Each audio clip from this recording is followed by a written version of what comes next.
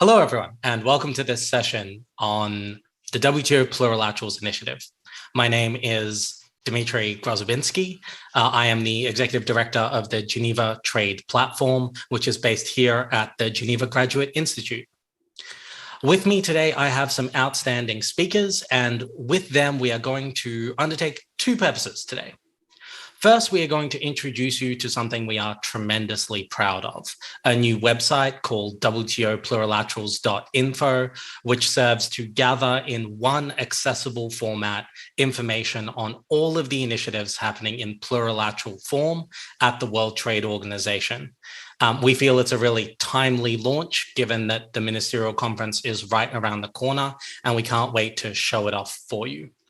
Additionally, and in that spirit, we hope we've put together a really accessible briefing for you on some of those initiatives and what they're hoping to achieve and their status heading into the Ministerial Conference. With no further ado, let me introduce our outstanding panelists and speakers for the day. First, we have with me Iana Drea, the founder and editor of Boardlex.eu, which does some of the most outstanding reporting on the WTO in general and on the plurilateral specifically. Welcome, Iana.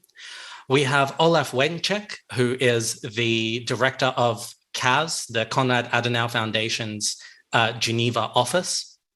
Konrad Adenauer Foundation were our partners and sponsors in developing this website and in maintaining it, and we're tremendously grateful for that and happy to have him here. We also have with us Namli McKay, who is an independent trade consultant, my former colleague at the Australian Department of Foreign Affairs and Trade, and she is the one who has done so much of the work to fill out the deep dive information on the website that we'll be presenting to you today. Welcome, Namli. And of course, we have Dr. Carolyn Dier-Burbeck, our colleague and friend from TESS, our sister initiative that is all about the sustainability and trade intersection, who will be providing us with insight on all of the sustainability initiatives moving forward at the WTO heading into MC12. So welcome to all of you. Before I go into showing you the website, I wanted to hand the floor directly over to Olaf from Konrad Adenauer.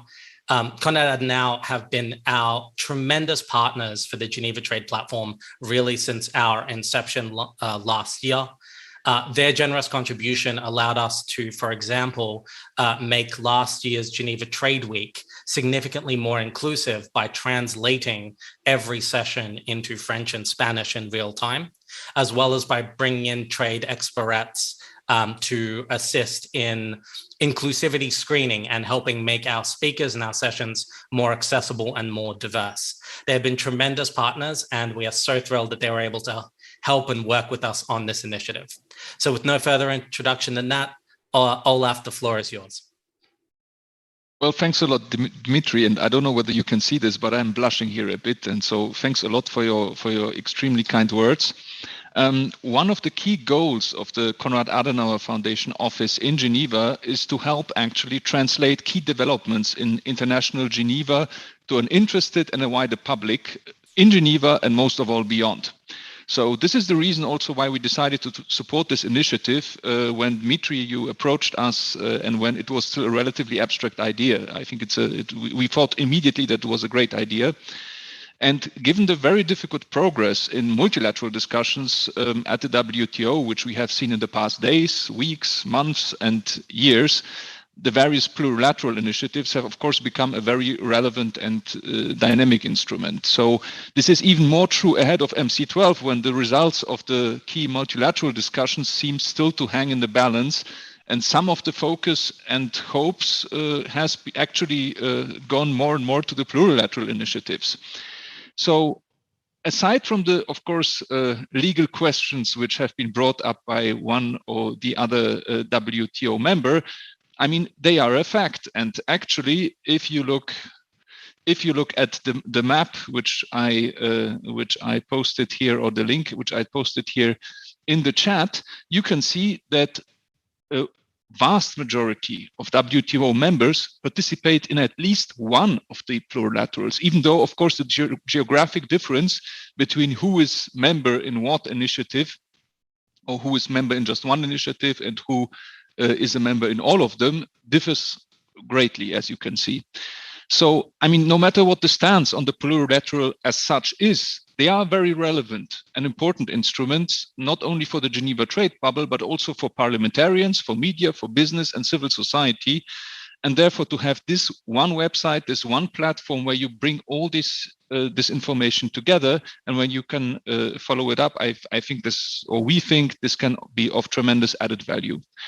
So I will not take any more of your time because we have still to run through all the initiatives, for all the plurilaterals. I would just extend a big thank you to you, Dimitri, for the really amazing partnership, to Namali, of course, in the context of the website, and to all the other panelists for their presentations today. And back to you, Dimitri. Thanks a lot.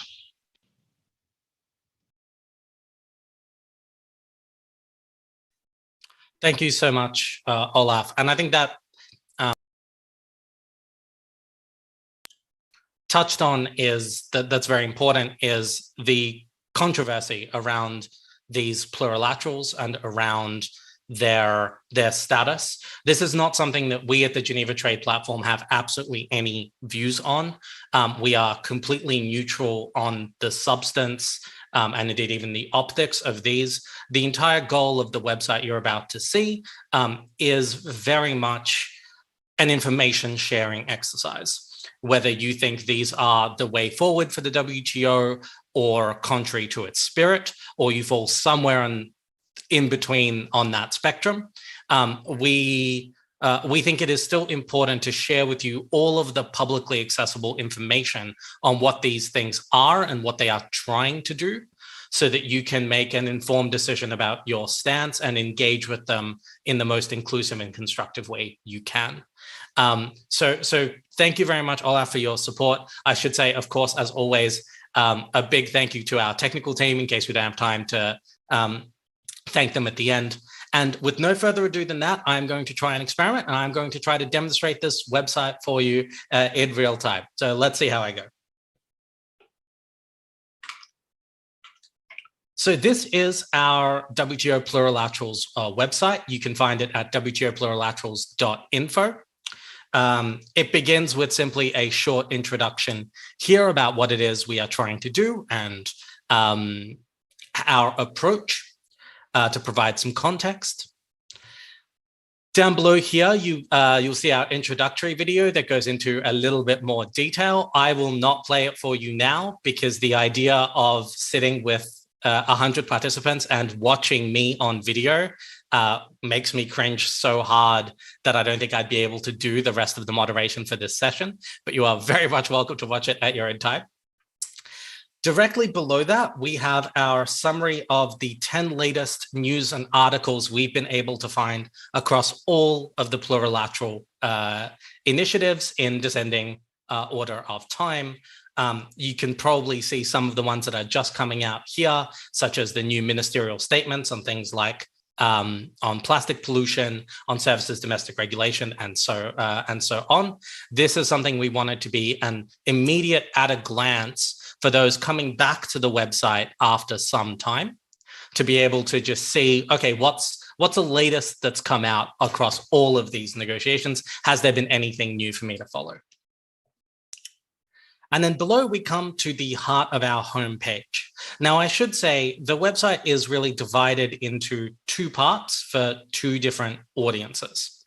This homepage is supposed to be the most maximally accessible part for those who aren't following these initiatives every day and who perhaps aren't inside either the Geneva bubble or any bubble, not doing deep dive research, but really just want to keep up on the latest developments at a glance, find out what these initiatives are, see if there's something that they want to look into more deeply. So to that end, we have on the front page these very, very short kind of snapshot cards on every initiative, I should say in no real particular order. For each one, what we've tried to do is sort of the name, the membership as best as we can place it, a collection of videos here, and we will be expanding these in time to add more and more videos to this slideshow. But what we want to have right at the forefront is a video that just in 5 or 6 minutes at most explains the core of the initiative, what it's trying to achieve and what it's not trying to achieve, what people perhaps shouldn't be worried about it will do.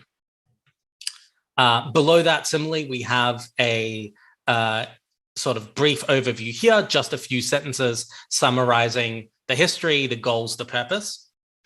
We identify here whether it is an open, so-called open initiative or a closed one. These are somewhat contentious definitions, but what we've tried to say is that if at the conclusion of the initiative, any new rules or benefits will be spread among the entire membership on an MFN basis, then the initiative is open, as well as if it is open to simply if you can join it by simply co-signing. The vast majority of the plurilaterals and initiatives on this website will in fact be open initiatives. Examples of a closed initiative would be something like the government procurement agreement, which is a closed initiative. The benefits are only offered to the members among one another, and you cannot simply sign up. There's an accession process. The TISA, the Trade and Services Agreement, which was never finalized, is another example of a closed initiative, though because that negotiation's defunct, we don't have it in here. Further on, below that, we have the latest 3 pieces of news and analysis.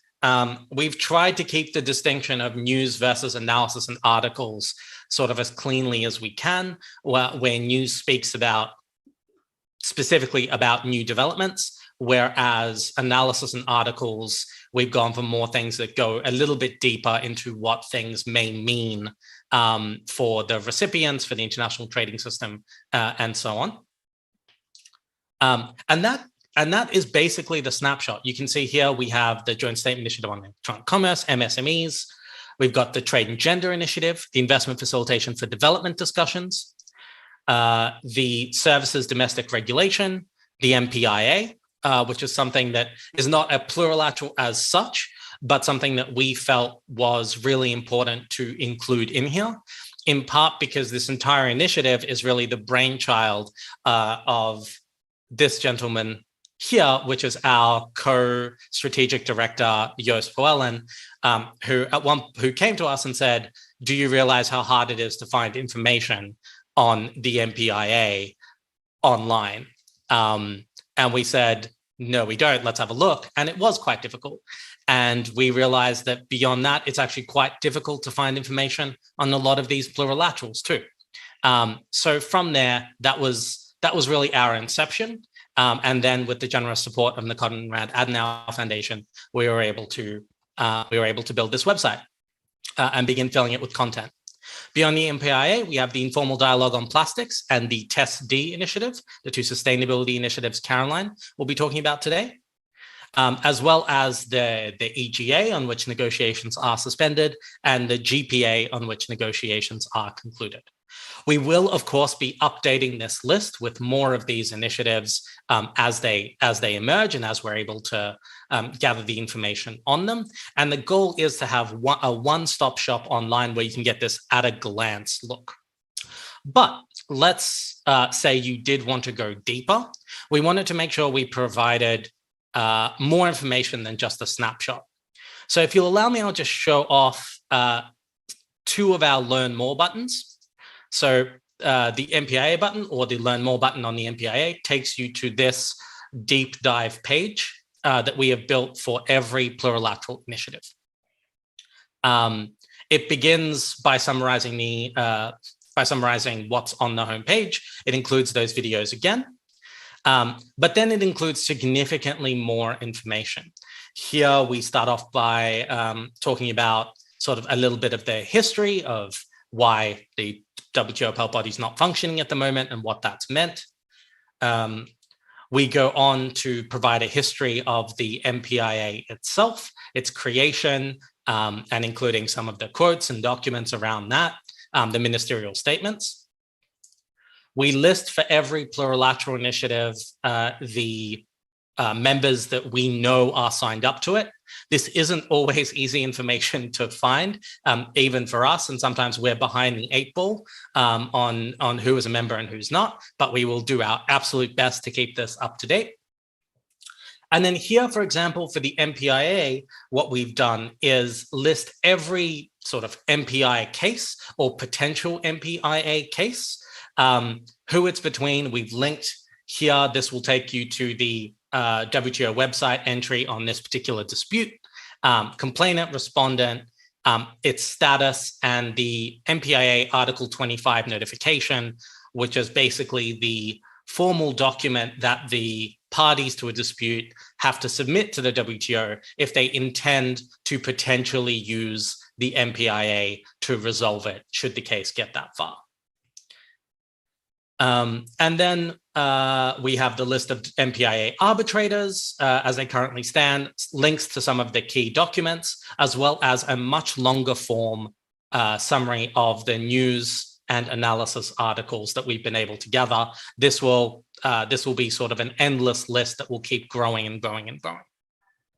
So that's an example of the MPIA.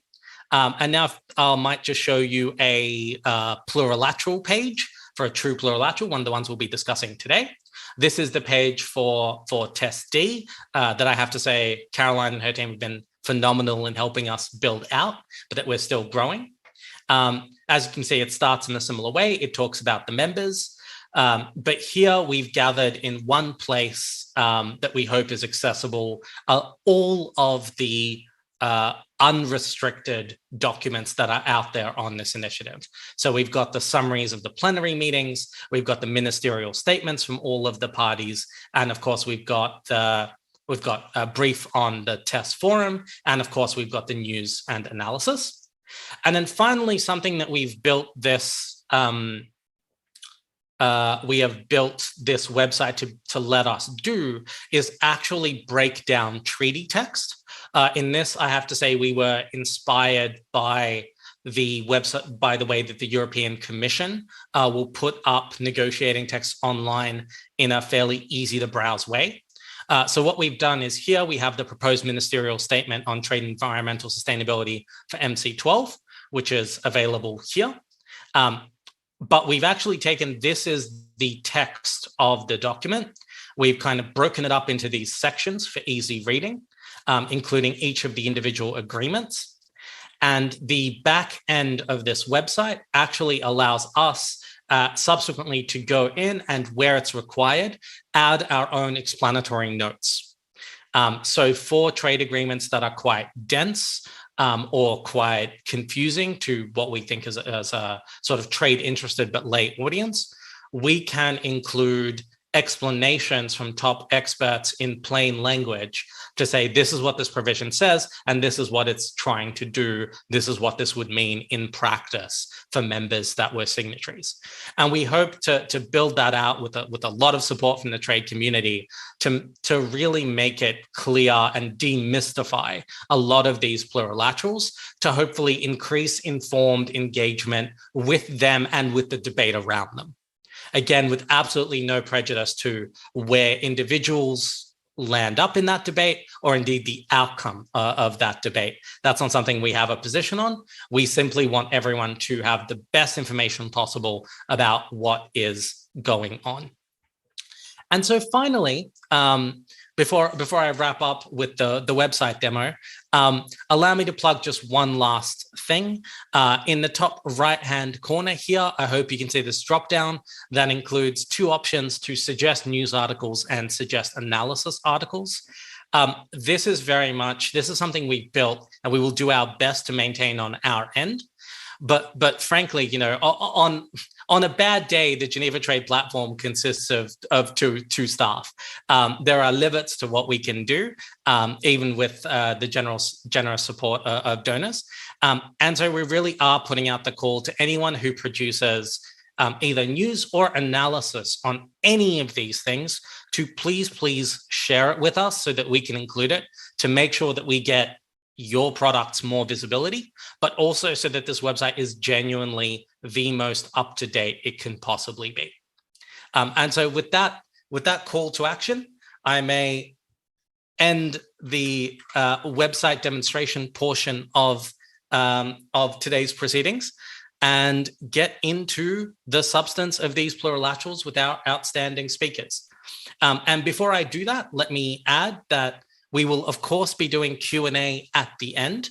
I would ask that if you have questions for us about the website, but I suspect much more for our very talented speakers about their areas of substance, please do throw them into the Q&A box at the bottom.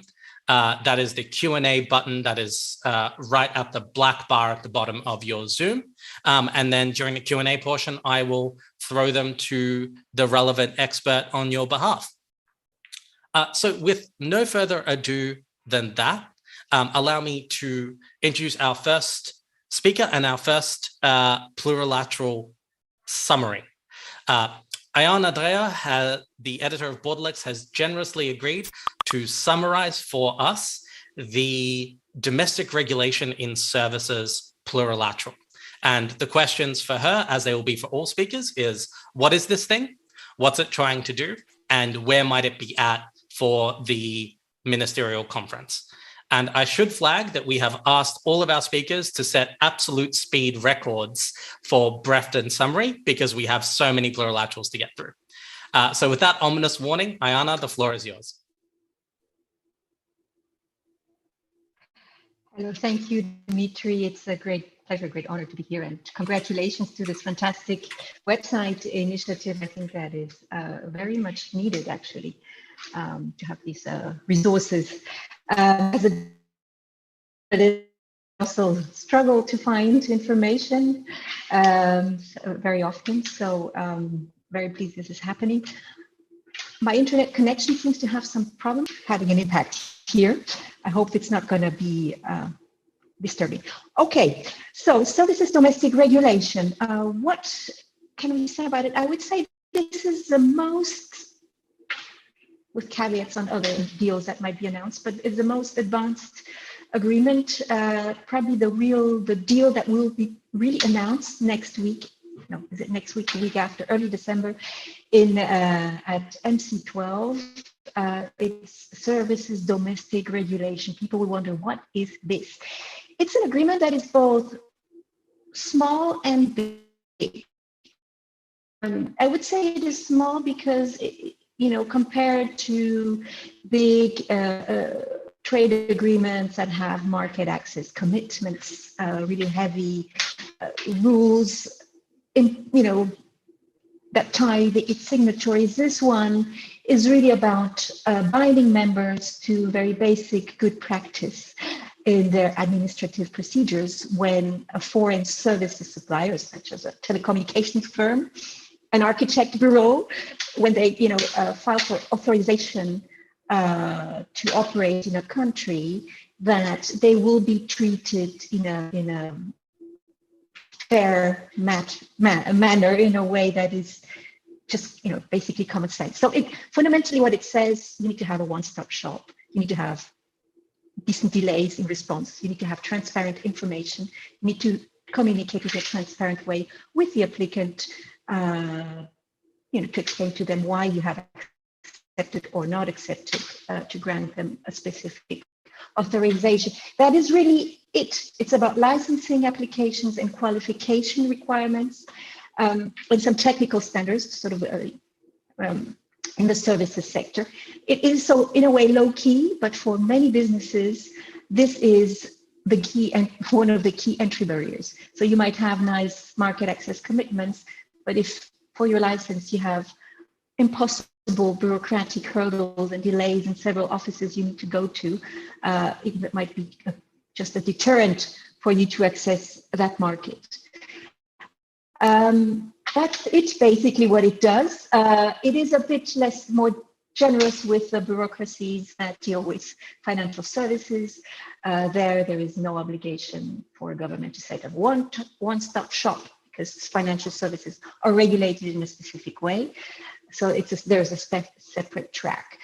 In terms of legalities, what the negotiators have produced is what they call a reference paper. It's a short paper, a few paragraphs each, one for all services, one specifically for financial services. And what the countries have agreed to do is to get around all this whole controversy about the legal status of GSIs and just to annex these new rules to their GATS schedules, which is to their market access schedules, without this being formally market access. This has been a bit controversial in Geneva, obviously, but the signatories say, look, we've done this before in the 1990s with a telecommunications reference paper, where also only a subset of WTO members signed up to it, to some specific rules for the sector, and then just annex it in their horizontal commitments in GATS. This is what's going to happen. We now have 66 WTO members participating. The United States formally joined this year, although it had been involved in the drafting before. It is, as Dimitri explained,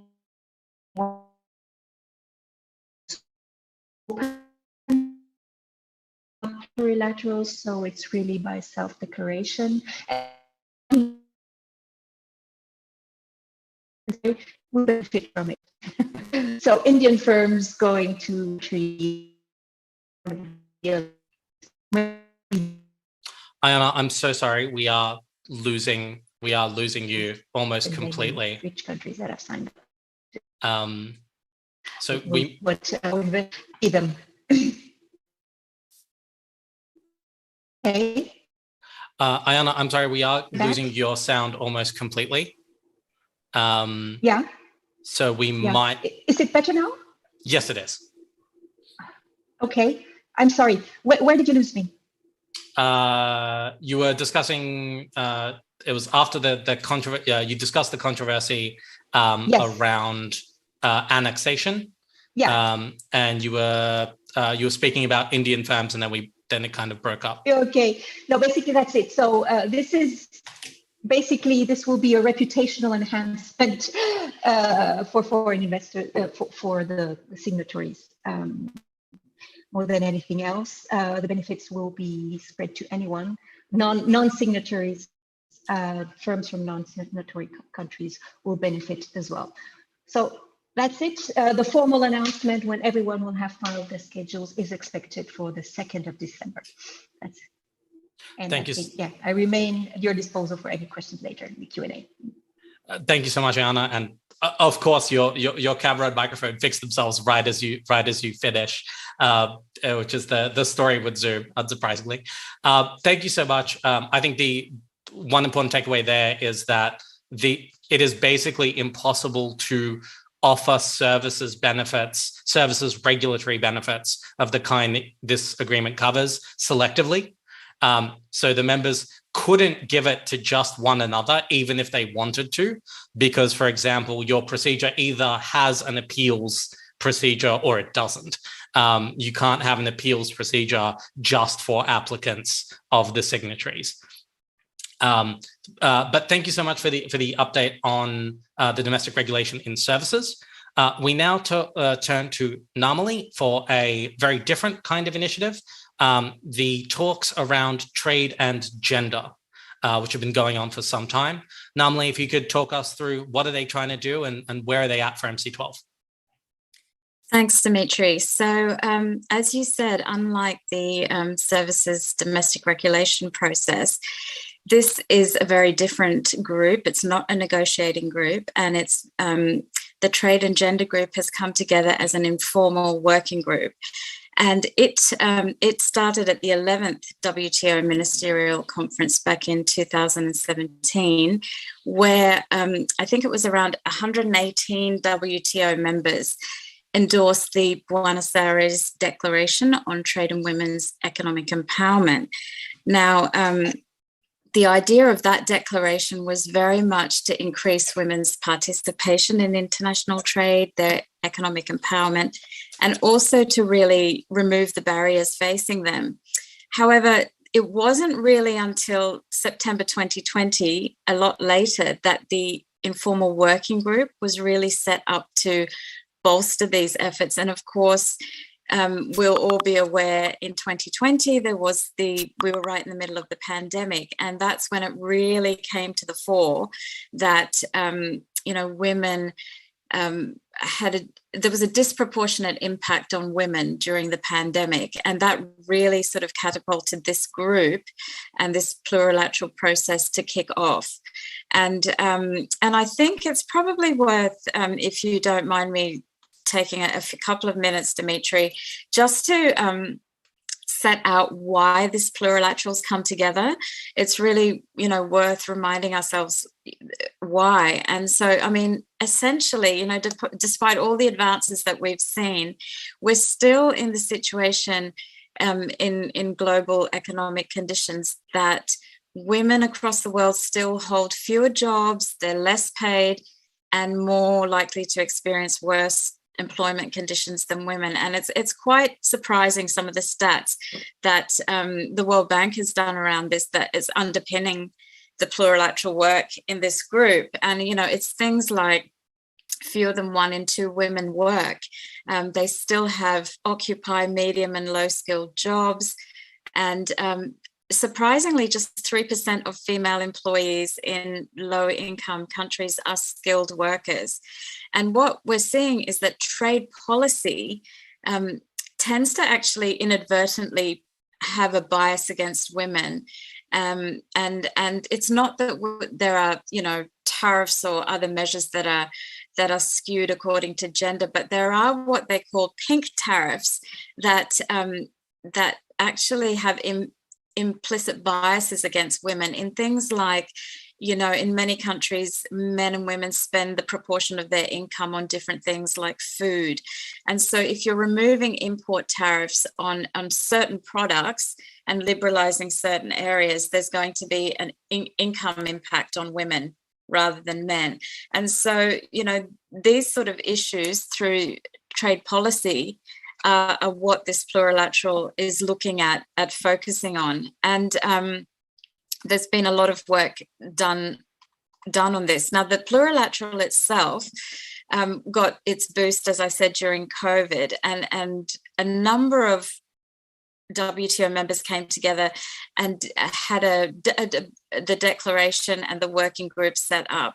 And they set up 4 broad pillars of work that they were going to work under. And I might just trot you through some of the work plan of the plurilateral itself. So what they're planning to do in this group and have been already working on is really sharing experiences between WTO member countries to encourage women's participation in international trade through all kinds of voluntary reporting mechanisms inside the WTO. And one of the ones in particular that they're focusing on is the trade policy review process, where they're really encouraging countries to use their trade policy review mechanism to highlight where there are, gender-related liberalizational issues that they can raise. They're also looking at sharing methods of collecting gender disaggregated data and the use of indicators, monitoring and evaluating, methodologies, looking at that bit of work to see how that can be bolstered and supported more effectively. And also looking particularly at aid for trade. So looking at how those initiatives from the beginning of delivering aid to the end, how they can actually have gender-related issues, set up so that it doesn't discriminate against women. And looking at the gender lens inside the WTO's work program. How can everything be addressed and looked at to address some of the issues that I've raised in the WTO, in its committee structure, and throughout the process itself. So that's kind of the work of the plurilateral process. If you look at the ministerial meeting coming up next week, what the group is aiming to do is to really present its work plan on trade and gender issues in line with some of those pillars that I set out to the 12th Ministerial Conference. And what they've done is they've drafted an outcome document, and it has a number of recommendations in it that will support the increased participation of women in trade. And it can be found on our website, on the Geneva Trade Platform website. And it's very much going to cover a number of gender viewpoints and issues, the aid for trade issue, and some of the data collection issues that I mentioned as well. And on the back of that, I think the main thing they want to have happen in the next stage is really recommending a very structured work plan to go forward in the lead up to the 13th Ministerial Conference. So in contrast to what Jana described, this is at a much earlier stage of its progress, this plurilateral, and so it's very much, how can we start building out the trade plan? And so that's the trade and gender plurilateral in a very small nutshell.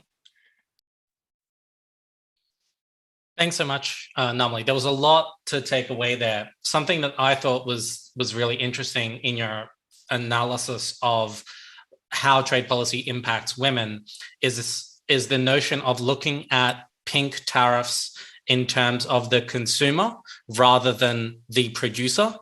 I think a lot of the time when we talk about using trade policy in a way that is supportive of women's economic empowerment, what we are implicitly talking about is how can we make it easier for women and women-owned businesses to trade across borders by selling things to lucrative markets, when in actuality, of course, there's that other side of it, which is the vast majority of people on Earth are not exporters, but they are probably consumers of at least some imported products. And so looking at that side of the equation, I think is really, really important and a really useful perspective, and sort of exactly the kind of deep thinking about trade policy and gender intersections that I think the proponents of this initiative are hoping to generate. So thank you very much, Namli. We now, with a due prayer to the internet gods, go back to Ayana for an update on the e-commerce plurilateral. Okay, thank you, Dmitry. Yes, I hope the internet connection will play along. E-commerce, this is, I find, the most complex, wide-ranging, and politically sensitive, to put it mildly, of all the GSIs. We have about, I think, 85, 86 members participating. It is obviously also the most economically, the most important one, and the one, if it ever happens or doesn't happen, whatever happens with this e-commerce association, it will shape the global trading system most, I would say, in a world where the economy is going digital. So this is really the big ticket negotiation, and I'm finding it a bit astonishing that not enough is being reported in mainstream media about it, because I mean, whatever happens, if it doesn't happen, we'll have one system, and if it happens, we'll have another one. We already have, I mean, at technical level, since this was launched, I mean, it was announced in Buenos Aires, like so many others. Like the women one we discussed, like the services domestic regulation. Negotiations started more or less in 2019 at Davos. At technical level, there's been a lot of progress, a lot of constructive work done in Geneva by all the diplomats. We already have a skeleton, if you like, of a potential agreement. Technically, most of it is in brackets. That means nothing is really agreed, apart in some areas. What does this agreement try to achieve? Basically, to achieve basic ground rules for cross-border activity that involves digital. Obviously, this is also shaped by the submissions of the participants. one can have different views, but depending, the big powers participating, they will all shape the final outcome. There are different type of rules that are under discussion. There are rules about more enabling digital trade and building trust for digital trade. Then there are harder rules on what a government is allowed to ask from a foreign country or not in terms of sensitive information, such as source code. Data flows, rules for, can personal data, business data just flow across the border? Or will there be exceptions? What kind of exceptions? For whom? Under what conditions? That's probably one of the biggest discussions to be had. You have other more boring things, but also more systemically important, such as telecoms rules. There is a notion that perhaps a telecoms reference paper, which I mentioned earlier, might be included in it so that everyone has a basic rule so that internet connections may work better because we have the basic providers there. Things like that. So it is very sensitive, systemic. We have all the big players involved in the negotiations, the US, the EU, China. We have a few African countries participating. We had Nigeria tabling some language on data flows in a very African perspective, which is new. African countries haven't had a tradition of participating in plurilaterals much, but you have a few of them in the e-commerce negotiations. And they're also pushing for development-friendly language in there, with exceptions, aid for trade and things like that. So it's still early stages, but that's part of the conversation, of course. Where are they now? There will be conveners. So this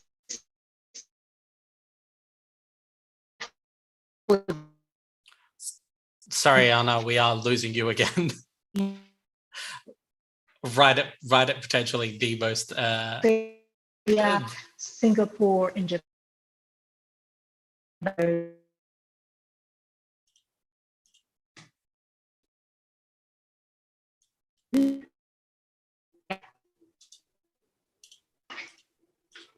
Oh, so annoying.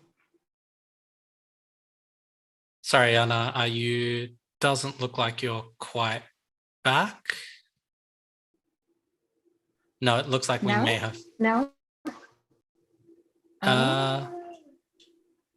Try saying a complete sentence. Do you hear me now properly? Oh my God, I'm so... Am I back now? Okay, yes. It looks like you kind of are. Could you start the what is happening at MC12 right again, please? I'm so sorry, but this is beyond my control and actually also not the usual situation here. So the status, at MC12 will happen. The conveners, sort of Australia, Japan, Singapore, will make a statement on the status of negotiations. They will seek some further political guidance from the ministers as well on where to take this discussion forward.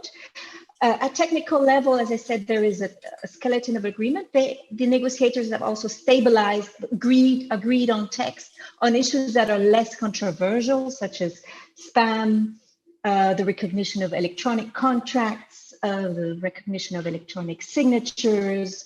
There is innovative language there on online consumer protection, which even consumer organizations have looked at with great interest. We thought that's interesting. And there's also some language on open government data and potentially language on policy transparency generally.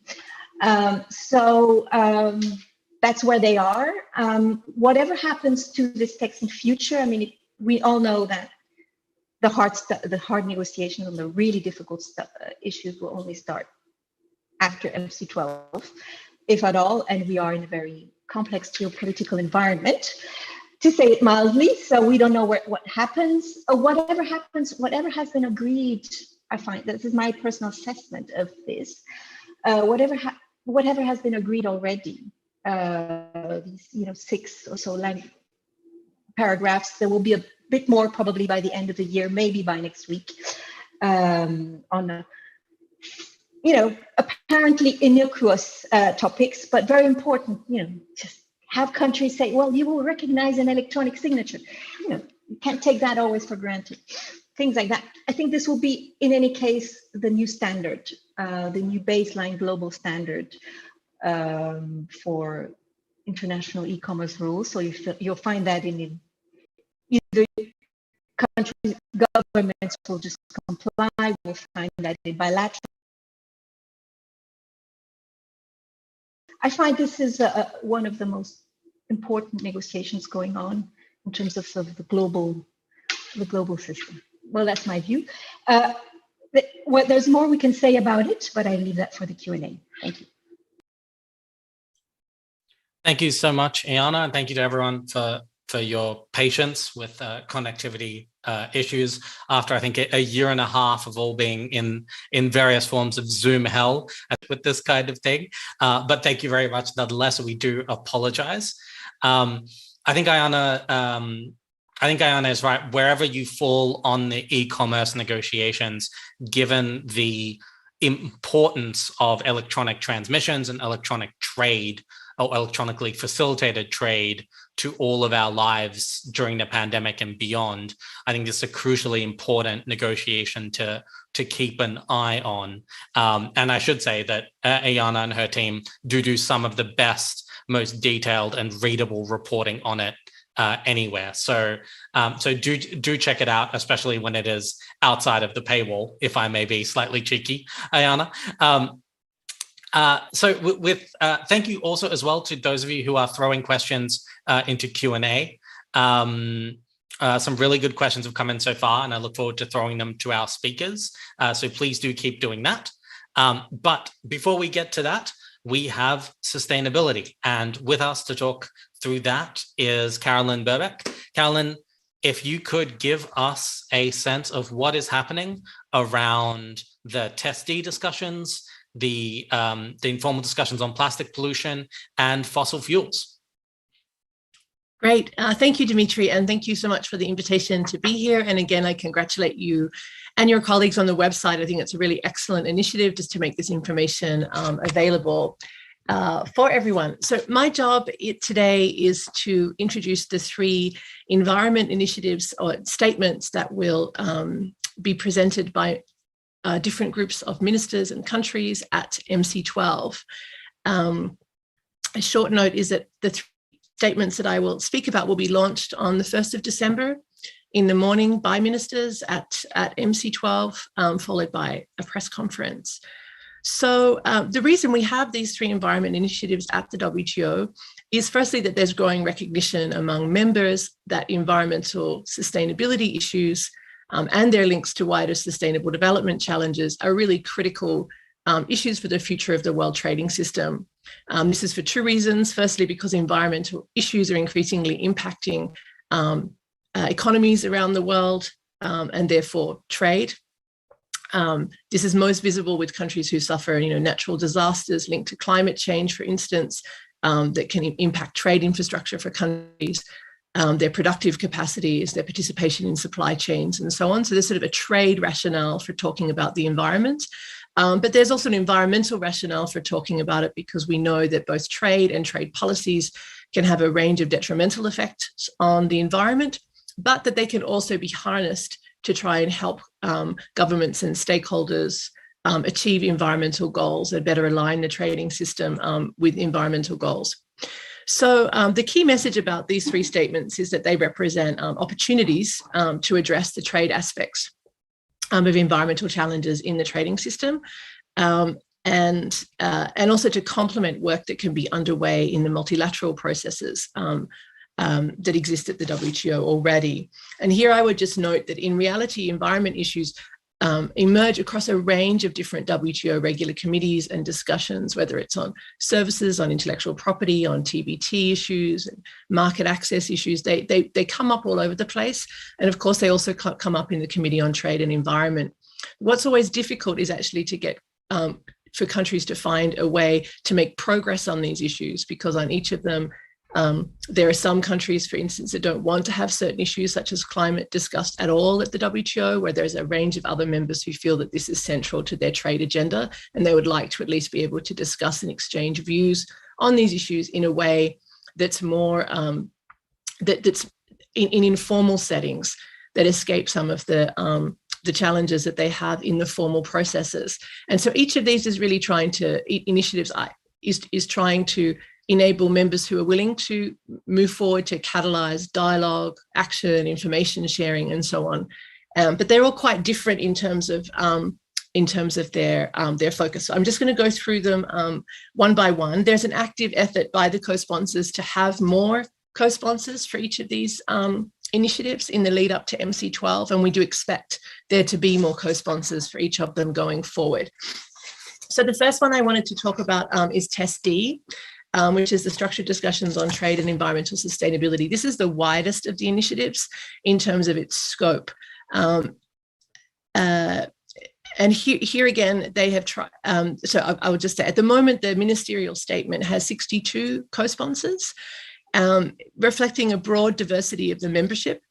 At present, there are more developed than developing countries, but there are a number of developing countries from each region, from both least developed countries to small island developing states, and a range of middle income developing countries. There's also a number of transition economies that are part of the initiative, which is interesting as well. And most significantly, it has the world's three largest trading powers, the EU, the US, and China, as co-sponsors. So I think it really illustrates the level of commitment or interest there is among governments in finding ways to grapple with these environment challenges. Now, TEST-D is not about generating new rules. No one who joins the statement is obliged to join any of the practical actions that may come out of the discussions, or to sign on to any of the other initiatives that I'll talk about shortly. The process was launched in November 2020 through a communication that had 53 co-sponsors at that time.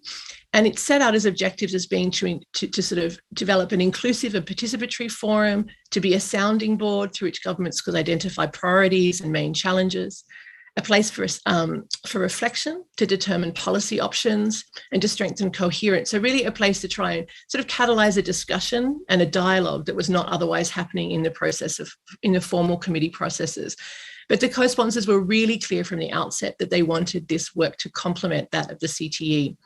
And there's a recognition that much of the work that may be catalyzed or developed in the context of this process may end up back in the committees as the appropriate forum to take forward further discussions or eventual negotiations on any topics. But at this point, it's really about dialogue. Discussions in 2020, I think there were 5 meetings of the TEST-D process.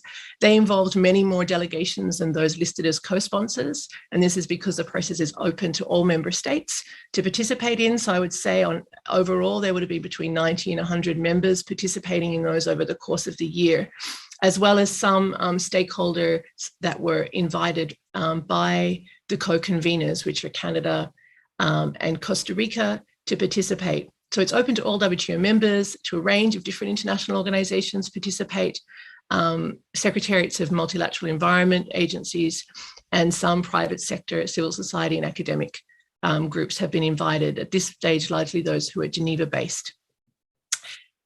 So in terms of what's in the statement, very briefly, it underscores I guess the key points is that it underscores the need for inclusive approaches to find ways forward on trade and environment that reflect the interests of developed and developing countries. It mentions the importance of environmental and climate goals, more sustainable production and consumption, and the importance of the SDGs. It stresses that these members see environmental sustainability as a central issue for the WTO agenda and for work in a range of its bodies. Also, in terms of what they actually say they're going to do, is there are a couple of key bullets. The first is that they commit to intensifying work on areas of common interest, to identify concrete opportunities that members could take individually or collectively to expand opportunities for more environmentally sustainable trade. They also say that they will have dedicated discussions on how trade-related climate measures and policies can best contribute to climate and environment goals and commitments while being consistent with WTO rules and principles. They talk about exploring opportunities and possible approaches for promoting and facilitating trade in environmental goods and services, and identifying and collecting best practices, voluntary actions and partnerships linked to issues like the circular economy, sustainable supply chains, challenges and opportunities arising from sustainability standards, and there with a focus on particular issues arising for developing members. And finally, they also talk about identifying challenges and opportunities for sustainable trade for developing and least developed countries, and discussions on the environmental effects and trade impacts of relevant subsidies. So the roadmap that they put at the end of the statement sets out a plan of meetings for the following year, with a high-level meeting at the end of 2022, with the details of how that will work to be decided. So that is Testy. So I will whiz on. I don't know, I'm probably, was that 5 minutes? I don't know where I'm up to, Dimitri. A little bit more than 5 minutes, but you do have some time. Okay, all right. I'll whiz through to the IDP one now. The plastic solution. So this initiative was launched last year by Fiji and China, and they. Sorry, I'm just losing my paper. Not as bad as Boris Johnson. He's far worse than me. Hang on just a second.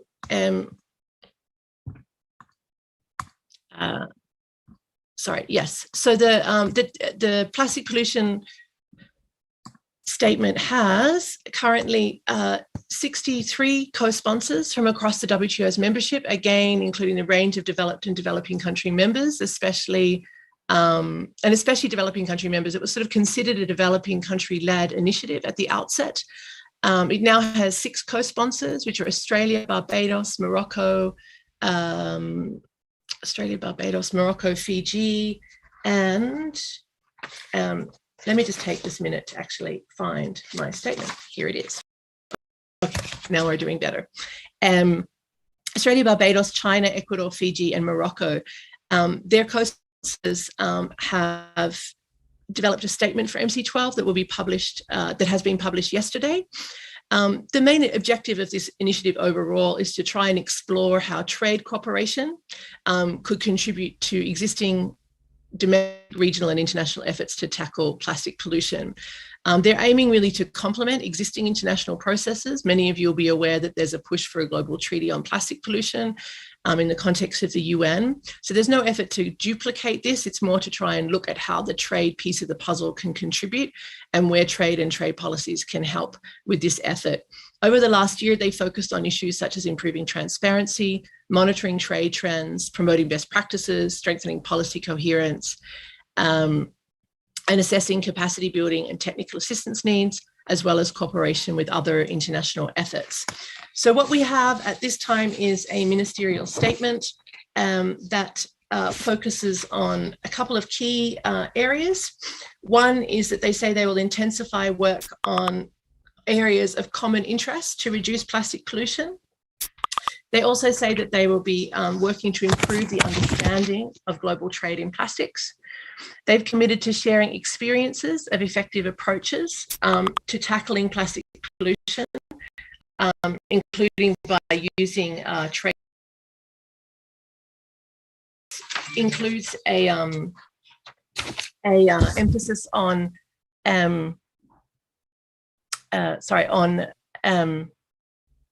I've just lost the page again. I'm so sorry. We're all having technical glitches today. Just give me 1 second so that I get sorted out here. It's there lies the problem. So the plastic pollution, they and share experiences on reducing plastic pollution. So one of the ways they want to do this is to look at ways to promote trade in goods and services that support action to reduce plastic pollution. One of the key areas here is around promoting trade in waste management technologies, goods and services, and also to promote trade in plastic substitutes, which are of particular interest to many developing countries. They also want to look at capacity building and technical assistance needs of developing members, in particular the least developed and SIDS, and they want to focus on cooperation with other international organizations as well. So that's a quick roundup of the IDP process. And then the final one that I have on my list is the Fossil Fuel Subsidies Reform Statement, which is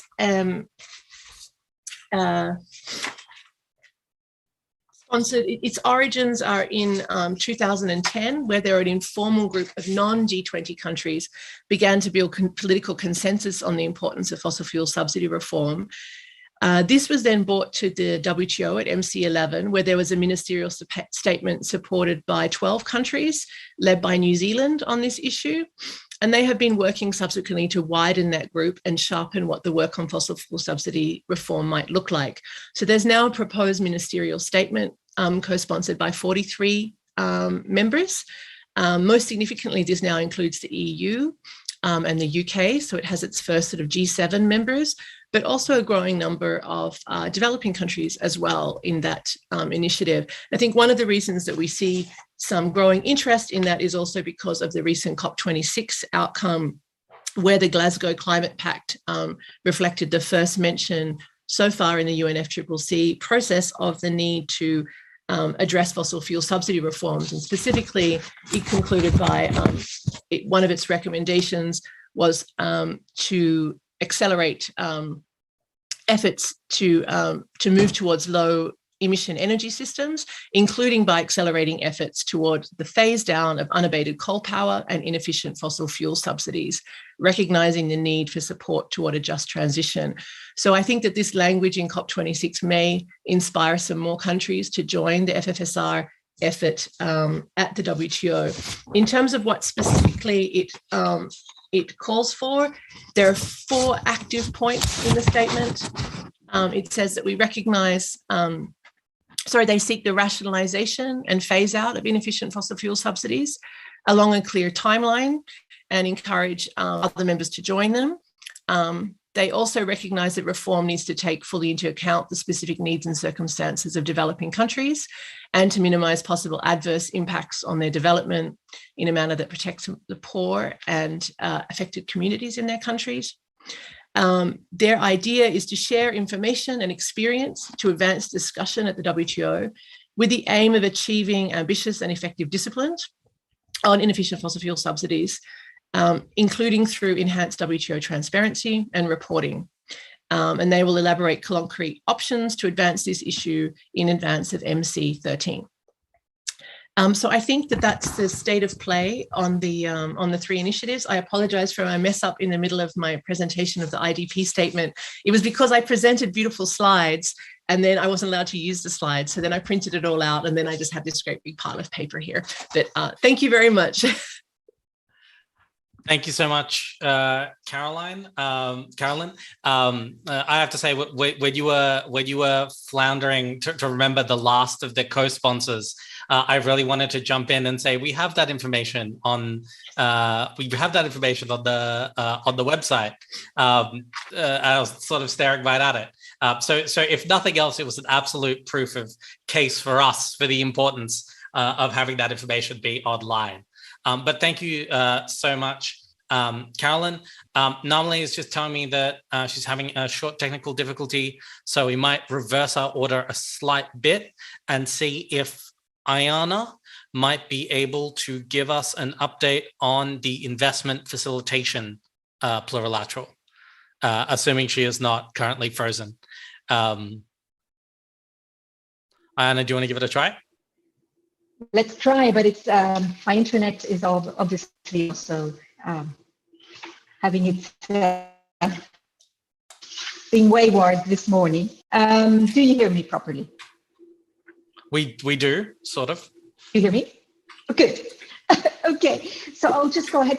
Investment facilitation development, that is a very interesting initiative. This is an initiative that will confound many, I think, usual critics of the WTO system. It's called an initiative that's called Investment Facilitation for Development. It is the largest one, from perhaps the gender one, with the one that deals with real market access, in a way, not access, but acceding to foreign market issues. It's about 105 WTO members participating, so 2/3, let's say. It is very much driven by the developing countries, and the negotiations have accelerated since the COVID crisis, when FDI dried out, fundamentally. Offer guarantees of transparency and predictability of their investment measures, rules. This is very comparable to what has been done on services domestic regulation, but applies also to other areas rather than just services. It has, it's really transparency, single entry points, where can the investor go to get these authorizations, instead of calling 10 bureaucracies, only one. There are rules on reasonable, objective, and impartial administrative measures, things like that. A lot of time in countries to ensure that this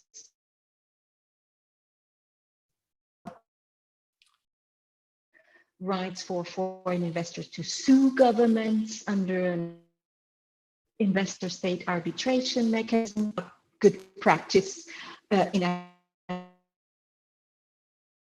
Sorry, Anna, I think we are once again losing you.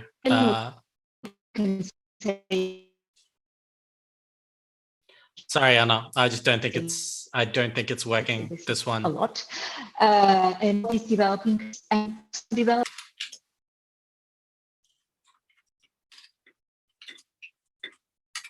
Yep, sorry, it appears we've lost Ayana in any functional way. So while we wait for her to come back, we might go back to Namali and go to the MSMEs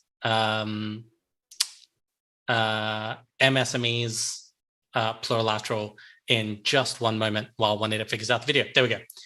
If you could just give us an update on the MSMEs plurilateral, then we'll go to Q&A, or Ayana, if we can get her back. Sure, thank you. So as Dimitri mentioned, the plurilateral I'm going to talk about is the informal working group on micro, small and medium-sized enterprises, known as MSMEs. And again, this is an informal working group at this stage, and it came to be also in 2017 when a group of WTO members calling themselves the Friends of the Micro, Small and Medium-Sized Enterprises launched this informal dialogue. And it was really very much about how the WTO can support the integration of these small and medium-sized enterprises into international trade. And it was led by Argentina, Brazil, and Chile. So later that year, at the 11th Ministerial Conference, Canada and about 86 other WTO members issued a joint ministerial statement, and that's where the informal working group on MSMEs actually started, and this is what the plurilateral process is, and it's very much still ongoing. Like the others, it's open to all WTO members who want to attend and participate. And its main aim is very much to assess and address the specific and often particularly burdensome barriers that we all know that small and medium-sized enterprises face when they're trying to engage in international trade. And they also do want to widen this up at the multilateral level and bring it to multilateralize it effectively. So that's what's happening inside the plurilateral process. It's good to note that outside the WTO, in regional and bilateral initiatives, there have been lots of SME chapters coming up in trade agreements, and a lot of that work can be built upon and incorporated into this process as well as members, bring it into the plurilateral. Now, it's what's unique about this working group on small and medium enterprises is it is voluntary, it's non-binding, And what's also interesting about it is that it covers, developed and developing countries, and there's no north-south divide that you might see in some of the other plurilateral processes. Everyone's very much involved in all aspects of development. And there are about 90 members involved in this plurilateral at the moment. It's exceptionally active, and it's led by the Uruguayan ambassador to the WTO, who's very active, and there's a very Latin group of countries who engage in it heavily. The variation in engagement is quite differing in this plurilateral, and they've actually worked very hard to engage with the private sector and as well as country governments to have a look at what the actual issues are that are being dealt with on the ground by smaller, medium and micro-sized enterprises. They've brought in border agencies from other countries to look at specific issues on low value trade and what's being faced at the border. They've brought in logistics companies into this plurilateral discussion to look at some of those customs and logistics related issues that they face when they're trying to trade internationally, and as well as one that's particularly tough for smaller enterprises is cybersecurity risks, which they're very, very vulnerable to. Now, again, with this plurilateral, during the pandemic really also highlighted some of the issues that they were facing on logistics, on trading internationally. It really brought this to the fore. And so there was a very important statement that, again, around the pandemic time in 2020, that the members of this group came together to really highlight the impact that the pandemic and some of the trading issues that they were facing during all of the difficulties that came with the pandemic logistically. So it was quite a significant step. And then building on that, they actually set aside 6 measures, which I'm just going to talk you through very quickly. It was a package of 6 recommendations, very much focused on the unique challenges that micro, small and medium-sized enterprises face when they're trading internationally, and they're recommending some ways to address these issues.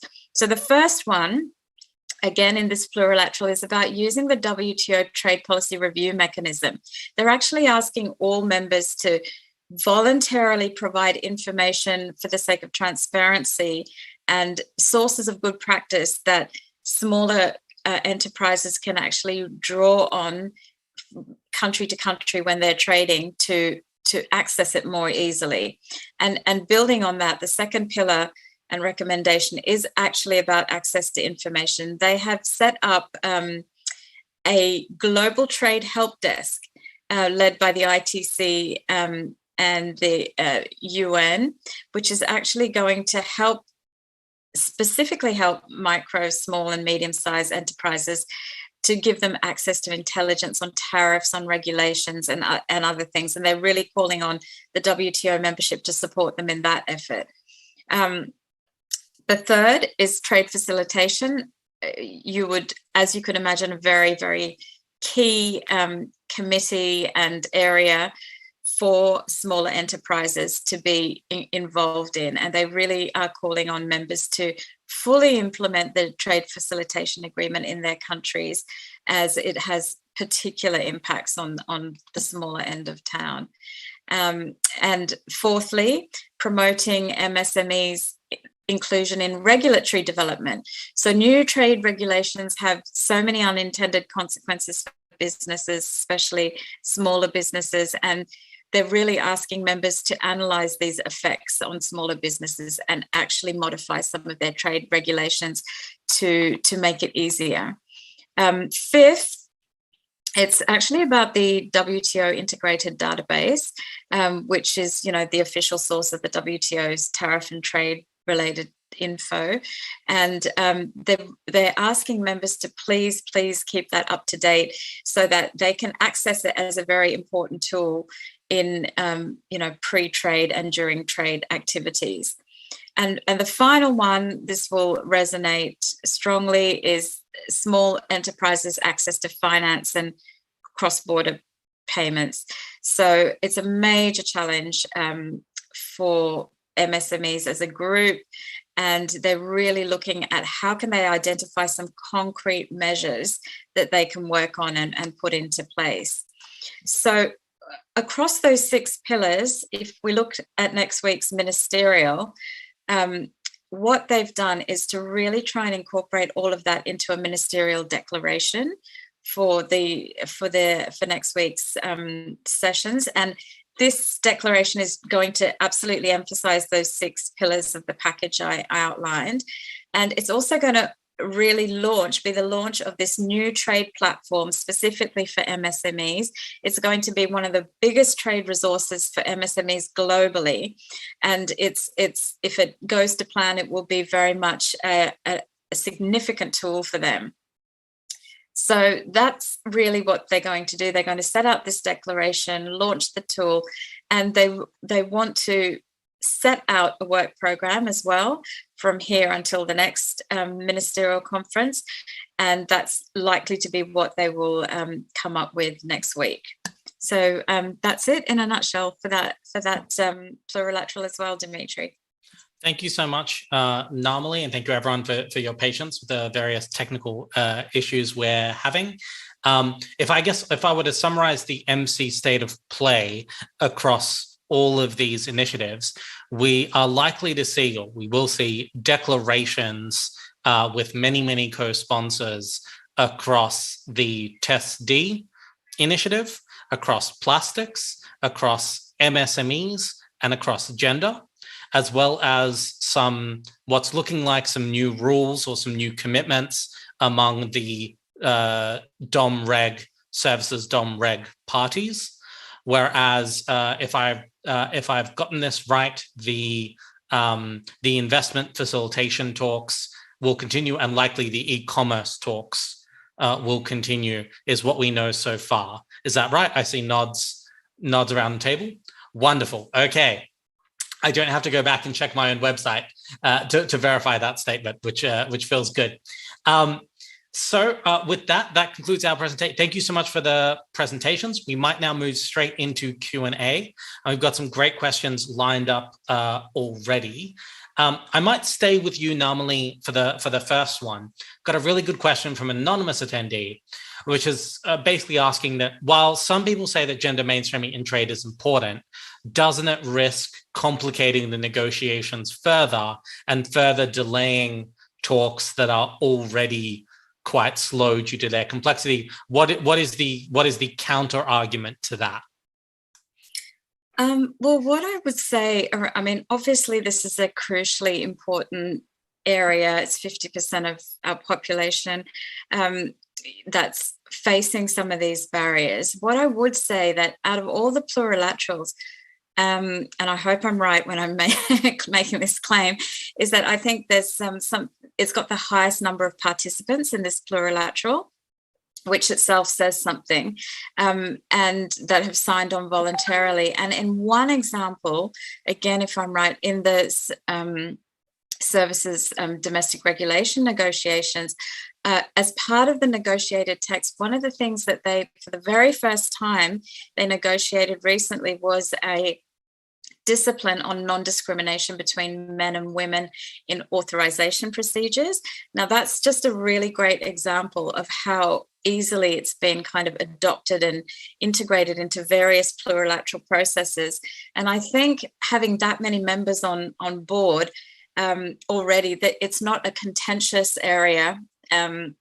It's being adopted, taken on very well. And I think it's, rather than adding to it, it's actually bringing some of these issues in alignment. I mean, feel free to add to what I've said, others, but it's one that's actually coming along very easily and not proving to hold up any negotiations at all.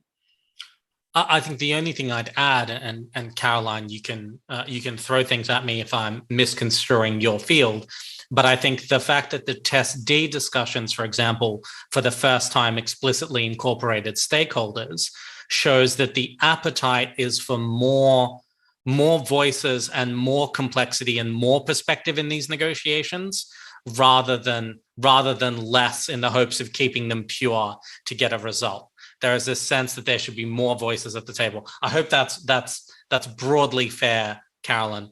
And actually, while I'm pestering you, I might ask a question from Susan Brown Shafi, who asks.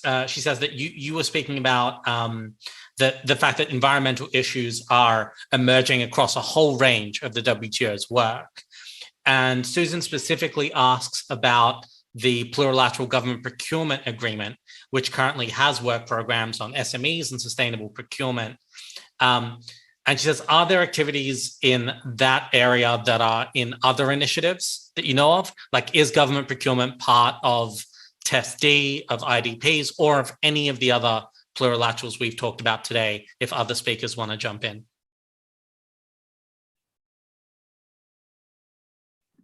Great. Thanks so much, Dimitri. It's a very good question. There's no specific word on government procurement in either the Test D statement or the plastic pollution statement, but I would say that it is very much an issue that is in the mind of several of the co-sponsors of both, because they would see it as relevant to the efforts to see how we could use trade policies to support environmental goals. I know, for instance, in the area of reducing plastic pollution, one of the domestic measures that many governments are taking is to implement and explore options in the area of government procurement. And obviously there's a potential for there to be a trade dimension to that, to the extent that they're trying to procure or shift away from single-use plastics, for example, is what a lot of national governments are doing, or moving towards supporting sustainable substitutes or alternatives.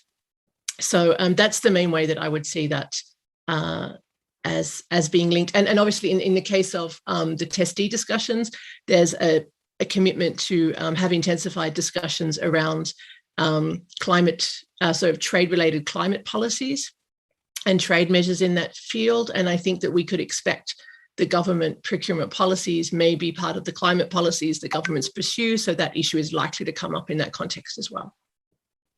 I would probably add that because government procurement is explicitly carved out of so many of the fundamental treaties of the WTO, whether that's kind of the GATT or the GATS, the government procurement agreement in a lot of ways is the natural entry point to discussions about it, which makes it awkward to discuss government procurement agreements in plurilaterals that include a lot of members who aren't a party to the GPA.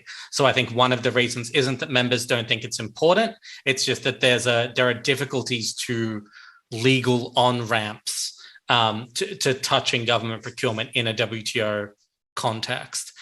Would be the one additional, I think, piece I'd add there from a very boring and legalistic perspective. We had a question that for Ayana, and I'm hoping your internet holds up long enough for a brief answer on this one, which is, you spoke about e-commerce standards, and where is the reluctance or the opposition to e-commerce at the WTO coming from? What is the nature of the concerns there?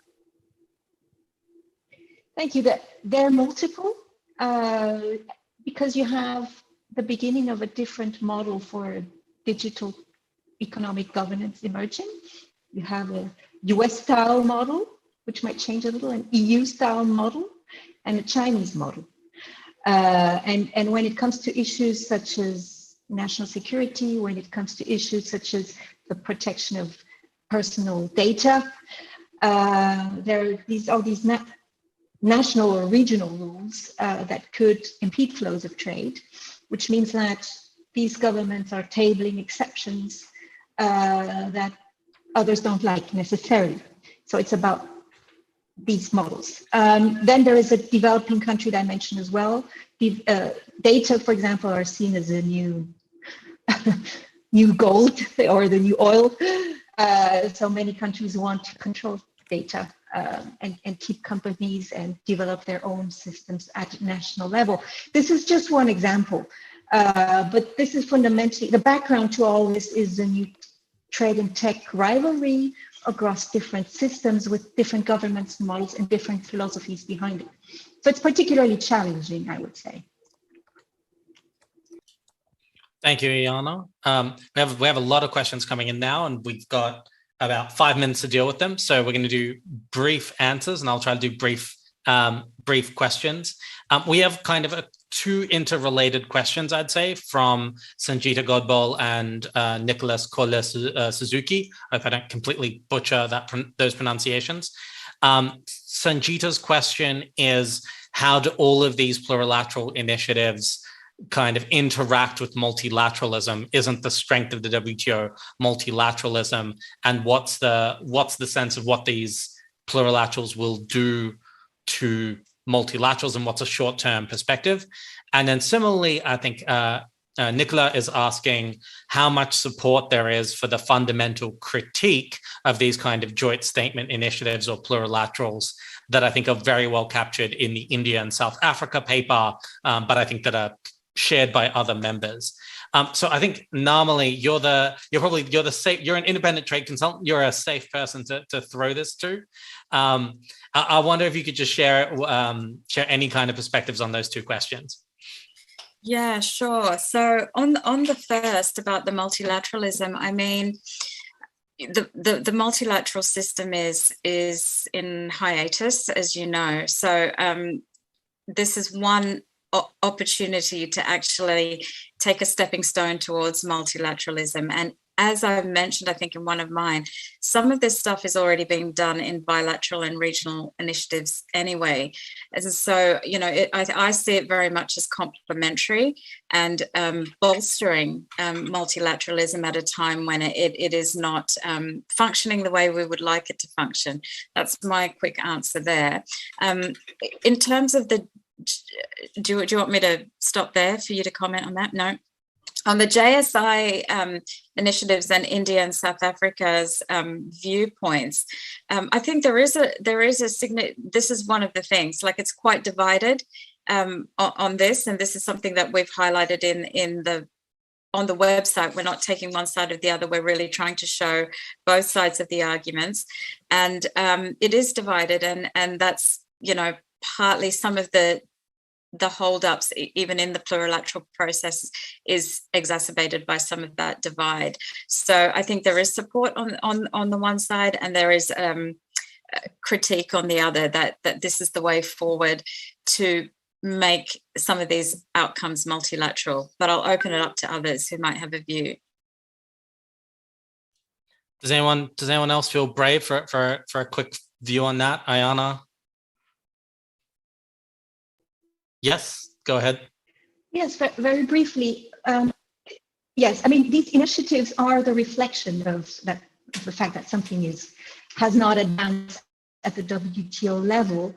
But what is striking is that how many, there is really 2/3 of at least of the WTO membership that wants this. So they are multilateral in a way, just you don't have some of the big players coming along, which have their own reason. This is really, I mean, some of the right here in South Africa are really disturbing. And it will show again in for example, where there is not fixed, that will be a very difficult negotiations that will pit probably many developing countries against other developing countries. There are new dynamics.